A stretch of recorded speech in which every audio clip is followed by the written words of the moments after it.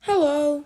Today we are going to be learning how to make our costumes and backgrounds look different in Scratch. This will make it so that everything looks less bland and so that it just looks better in general. For this to work, you will need to have the Scratch browser already installed at scratch.mit.edu.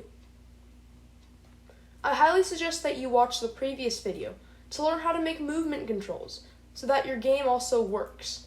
Make sure to like and subscribe if you enjoyed this type of content. On to the video! When we change how our sprite looks, there are two options. We can either change the costume of an existing sprite, or we can add a new sprite. To add a new sprite, we're going to hit this button over here that looks like a cat's face and a plus.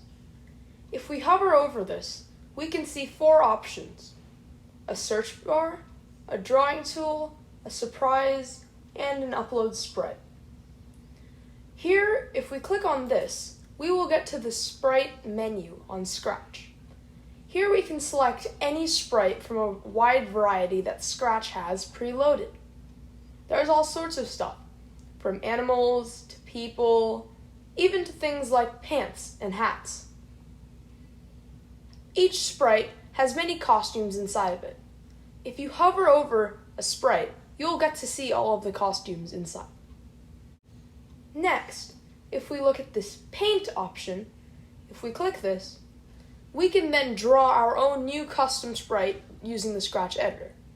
Here there are lots of features, which I will cover in another video.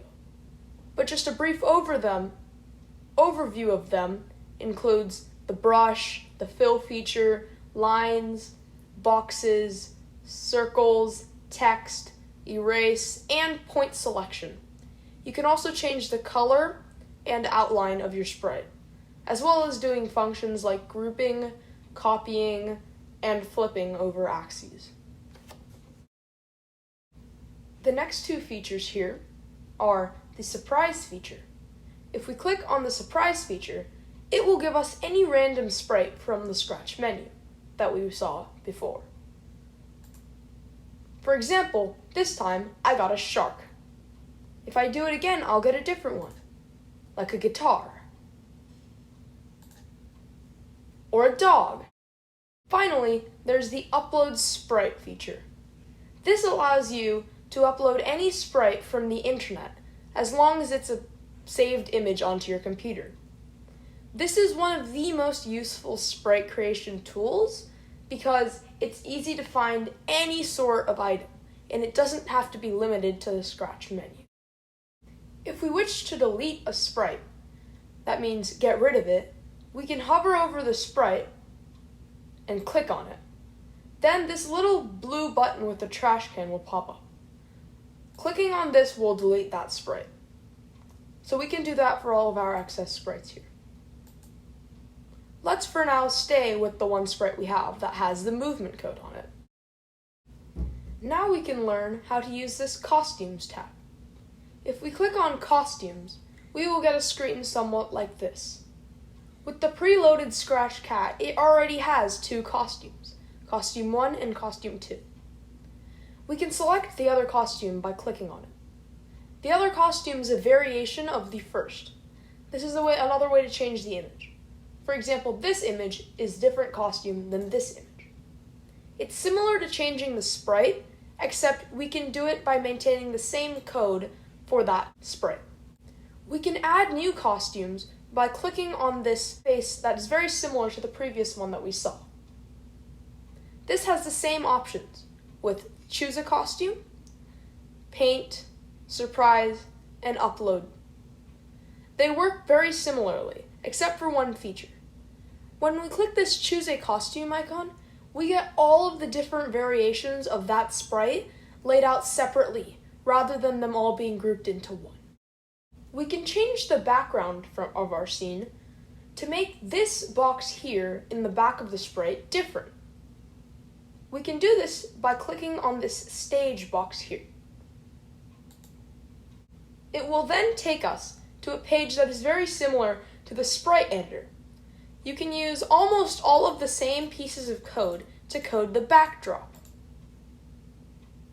To edit backdrops, there's the same two options, either to create a new backdrop or to edit an existing backdrop. To create a new backdrop, there are two buttons that you can click. You can either click this button over here, which will give you the same four options as before, or this button in the other corner, which will give you the same four options. If we look at the backdrop menu in this scenario, we can see that they have a large variety of settings.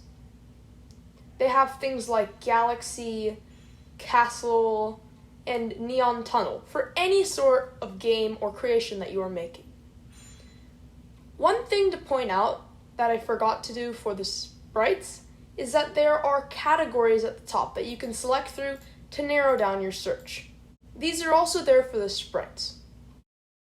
If we are drawing a new backdrop, we have to remember that any space that is left blank will not just not appear, but will rather appear as white. This is very crucial when designing colorful backdrops and to make sure that we don't just leave things out. When designing, we have the same tool array that we had when designing sprites, including boxes, circles, line, text, fill, erasers, drawing tools, and reshaping tools. We also have the same set of commands. Let's go ahead and select a backdrop for our game. Let's look at the menu here. What would go good? We could do the woods, graph paper, but that's all boring. How about we do a soccer field instead? When editing, there are two modes that I forgot to mention. There is vector and bitmap.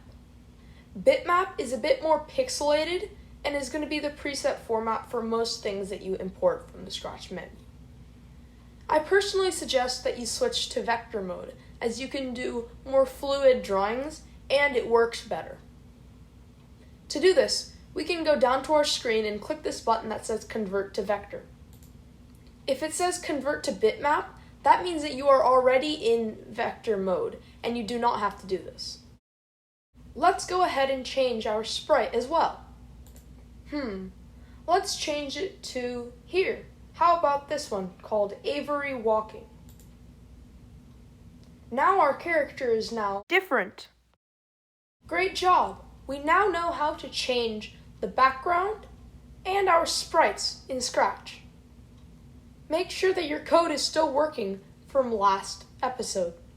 We're going to be working a bit more on that in the following episodes. Great job! You now have new costumes for all of your sprites. You can customize these freely so that they fit your own liking. In the next video, we're going to teach you how to animate your sprite when it's moving so that it looks more realistic.